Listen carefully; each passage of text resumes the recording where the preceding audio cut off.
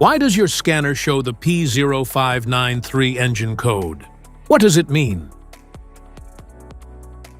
P0593 is a diagnostic trouble code for cruise control multifunction. Input B circuit high. The P0593 engine code for indicate the cruise control multifunction input B circuit. It specifically means the Powertrain Control Module, PCM, or resistance in the cruise control switch circuitry. Under this circumstance, short distance driving is permitted, but your vehicle should be repaired as soon as possible. So, what causes this imbalance? Here are the most common culprits.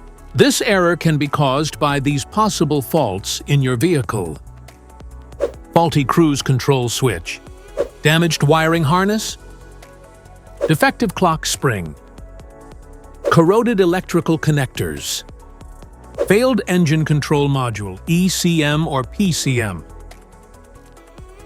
Each DTC code corresponds to a specific issue in your vehicle. This error code occurs in any OBD2-equipped vehicles, especially in those manufactured since 1996, and it is commonly found in vehicles like Ford, Chrysler, Toyota, and Nissan.